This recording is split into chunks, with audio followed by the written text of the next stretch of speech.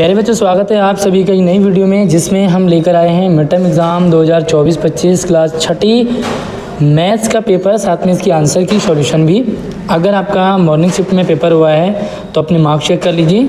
साथ में इस वीडियो को आप नेक्स्ट ईयर देखेंगे तो आपके लिए सैम्पल पेपर भी काम करेगा। पेपर का पूरा पैटर्न जरूर समझें। जल्दी से एक बार वीडियो को लाइक कर लो और अपने दोस्तों को भी शेयर कर दीजिएगा। चैनल पर पहली बार आए हो तो सब्सक्राइब जरूर कर लेना। आइए शुरू करते हैं पहला सवाल। और पहला सवाल कुछ इस तरीके से, आपको यहाँ पर 1 से लेकर के 12 प्रश्न जो है वो MCQ होंगे, एक नंबर के, यानी कि आपने इनमें से कोई एक ऑप्शन को सही करना है। चलिए, पहला सवाल है 1 लाख में कितने हज़ार होते हैं? 1 लाख में कितने हज़ार होते हैं? तो 1 लाख में होते हैं 100,000। ठीक है, देखते हैं एक बार। इकाई, दहाई, सैकड़ा, हज़ार, 10,000, लाख। ठीक है, 1 लाख में तो देखो, इकाई, दहाई, सैकड़ा, हज़ार, 1,000, 10,000 और 100,000। ठीक है, तो ये आएगा 100,000। आगे देखोगे तो जीरो को भाग देंगे आप 6,445 में, तो कितना आंसर आएगा?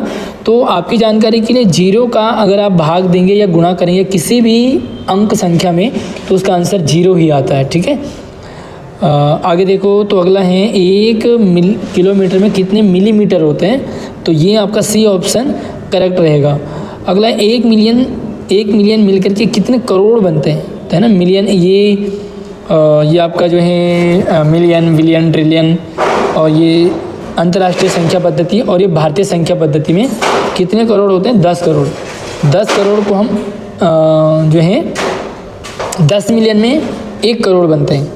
आगे देखेंगे तो यहाँ पर एक सवाल आपको दे रखा है, इसमें से -1 करेंगे तो आपका आएगा ऑप्शन नंबर ए। 12 का 5वां गुणज क्या है?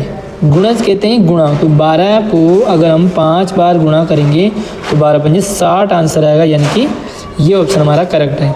2 क्रमागत सम संख्याओं का HCF क्या होगा? HCF यानी कि हाईएस्ट, जो महत्तम समाप्त होते हैं। तो 2 क्रमागत सम संख्या कौन सी होती है? 2 और 4 होती है। ठीक है, तो 2 में अगर आप डिवाइड करेंगे तो 1 और ये 4 आता है, यानी कि दोनों जो है वो, तो इसका जो आंसर है वो रहेगा 2, यानी कि 2 और 4 का जो HCF है वो 2 रहेगा। इंग्लिश मीडियम में भी यहाँ पर आप समझ सकते हैं, पहले का जो ऑप्शन है वो ए है, ये मैंने आपको पहले बता दिया है। दूसरे का ऑप्शन 0 है आंसर, तीसरे का C है, चौथे का ए है, पाँचवें का भी ए है, छठे का C, सातवें का B। आइए अब हम अगले सवाल की तरफ बढ़ते हैं, और ये है आपके लिए, थोड़ा सा मैं इसे और जूम कर लेता हूँ ताकि और अच्छे से दिखाई दे। और यहाँ पर एक अभाज्य संख्या है। कौन है अभाज्य संख्या?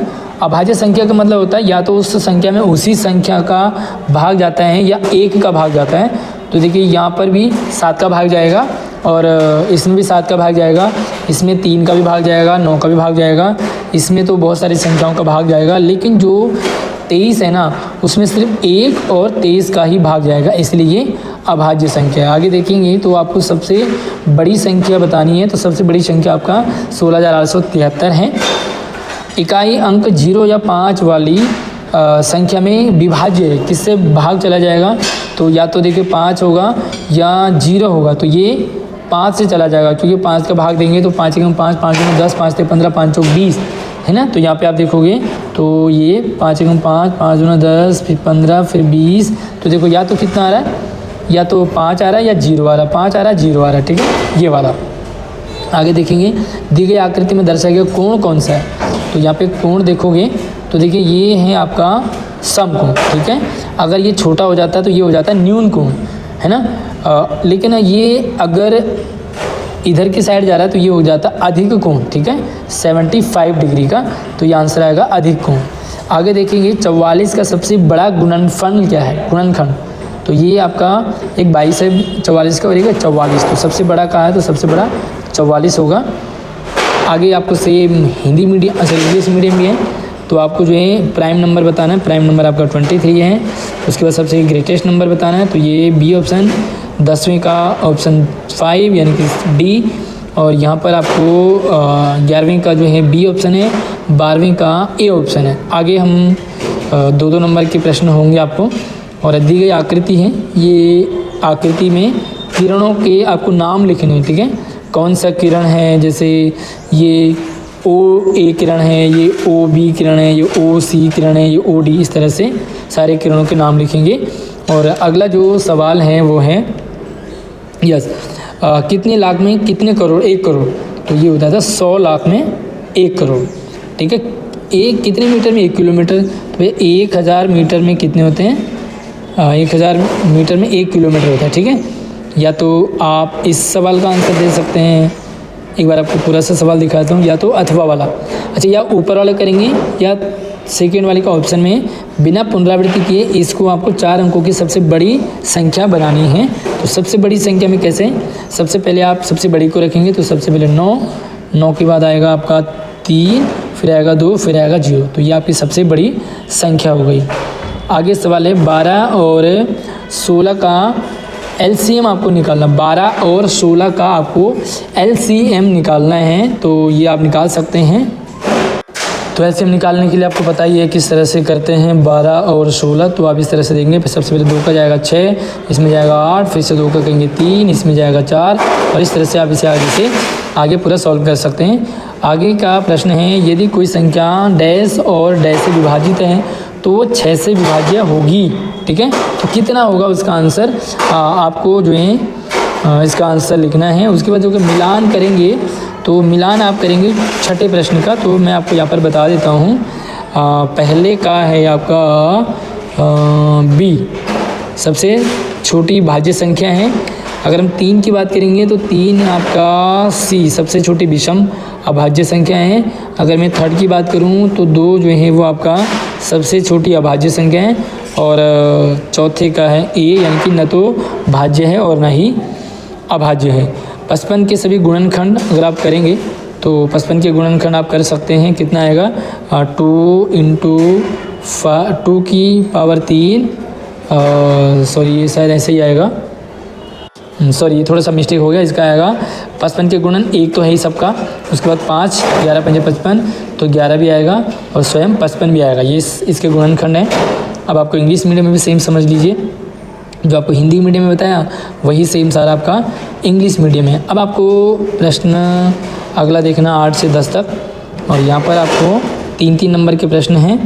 पहला प्रश्न है सबसे बड़ी 4 अंकों की संख्या और सबसे छोटी 3 अंकों की संख्या के बीच का अंतर आपको बताना है। सबसे पहले 4 अंकों की सबसे बड़ी संख्या कितनी आएगी, 9999।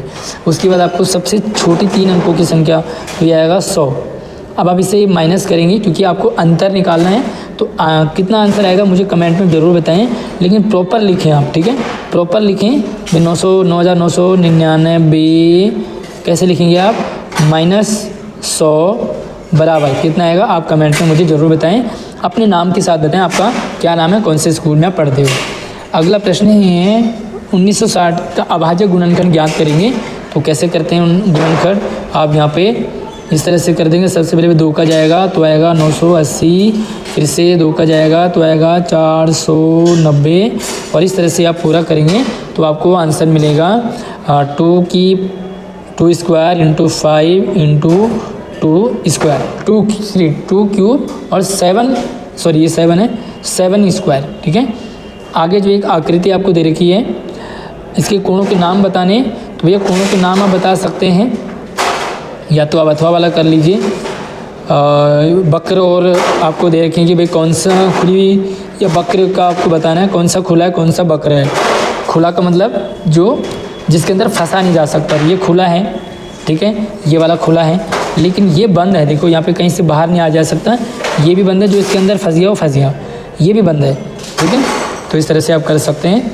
अब ये इंग्लिश मीडियम में आपको सेम जो क्वेश्चन अभी मैंने आपको दिखाए हैं वो सारे के सारे इंग्लिश मीडियम में, और समझने की चीज़ है, बाकी आप हिंदी में समझो इंग्लिश में समझो, लगभग आपको मतलब सेम ही रहता है। अब आगे आपको यहाँ पर थोड़ा और बड़ी टाइप के सवाल हैं 5-5 नंबर के। तो आपको क्या करना है, क्या था, एक शहर की जनसंख्या इतनी है, यदि पुरुषों की इतनी है और महिलाओं की इतनी है तो पुरुषों और महिलाओं में अंतर ज्ञात कीजिए। अपने उत्तर को भारतीय संख्या प्रणाली के अनुसार लिखेंगे। मैं सबसे पहले टोटल जनसंख्या है, ठीक है, इसमें से पुरुषों की इतनी है ना, और महिलाओं की इतनी है, तो पुरुष और महिलाओं के अंतर बताना है। तो भैया माइनस कर देंगे, सबसे पहले अंतर कितना करेंगे, इसमें से इसको माइनस करेंगे तो अंतर आ जाएगा, ठीक है। आगे देखेंगे, या तो अथवा वाला कर लीजिए। अथवा वाले में क्या है कि एक स्कूल लाइब्रेरी में इतनी अंग्रेजी किताबें हैं, इतनी हिंदी की हैं, इतनी विज्ञान की है। लाइब्रेरी में कुल कितनी किताबें हैं, ठीक है। तो भैया तो आप तीनों को जोड़ दोगे तो आपका आंसर आ जाएगा। और ये अंतर्राष्ट्रीय संख्या पद्धति में यानी कि मिलियन, बिलियन, ट्रिलियन वाले में आपको आंसर देना है। आगे हैं 2 टैंकरों में क्रमशः 850 लीटर और 680 लीटर तेल आता है। उस बर्तन की अधिकतम धारिता ज्ञात कीजिए तो दोनों टैंकरों के तेल को पूरा माप लेगा। तो भाई एक टैंकर में इतना आता है, ठीक है, 850 आता है, दूसरे में आता है 680। अब आप इन दोनों को प्लस कर देंगे तो उस बर्तन की धारिता आ जाएगी जो दोनों मतलब इतना पूरा सामान आ जाएगा। तो इसका भी आप मुझसे कमेंट में ज़रूर बताएं कि भाई कितना दोनों टैंकरों में कितना तेल मतलब दोनों टैंकरों में तेल कितना कितना आ जाएगा, मतलब कितना तेल आएगा।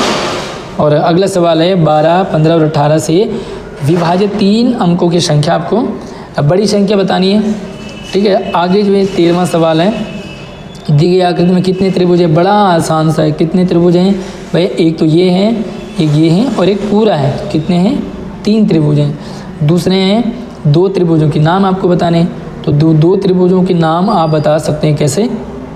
2 त्रिभुजों के नाम, एक तो ABC और दूसरा ACD, ठीक है। ये 2 त्रिभुज हैं। दी गई आकृति में कितने कोण हैं, तो भाई कोण भी आप बता सकते हो कितने कोण हैं। एक तो एक तो ABC कोण है, ठीक है, और दूसरे हैं BAC, ये कोण है, ये कोण है, ये कोण है, ये कोण है ना। तो कई सारे कोण हैं यहाँ पर। आप कितने कहते हैं, कितने दिए में कितने कोण हैं, तो भाई कोण कितनी बार हम कोण गिन गए थे, 1 2 3 4 5 6 कोण है, ठीक है। और इसी तरह से किसी 2 कोणों के आपको नाम भी बताने हैं जैसे मैंने आपको बता दिया। चलिए आगे इंग्लिश मीडियम में सेम जो आपको हिंदी मीडियम में था वही इंग्लिश मीडियम में। आगे आपको जो है ये 4 नंबर के प्रश्न है केस स्टडी वाले। अब यहाँ पे कुछ आपको एक स्टेटमेंट आपको दे रखी है, इसको आपको पढ़ना है और पढ़ने के बाद आप जो हैं जैसे गद्यांश होता है उसके अकॉर्डिंग आपको इन 3 प्रश्नों के आंसर देने हैं।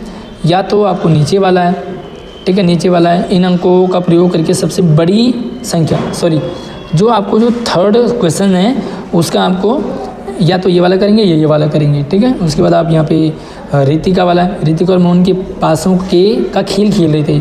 दोनों उन्होंने 2 पासे इकट्ठे फेंके और दोनों पासों के फलकों में आने वाली संख्याओं से उन्होंने 2 अंकों की संख्या बनाई।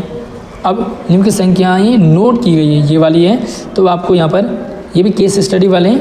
अब आपको इनको सॉल्व करना है, इन 3 प्रश्नों को, ठीक है। इनमें से कौन सी अभाज्य संख्या है, कौन सी संख्या 3 और 5 से विभाज्य है, ठीक है। 3 और 5 से 12 की कोई गुणनखंड बताइए। तो बड़ा आसान रहेगा, गुणनखंड करने का आपको तरीका भी बताया है।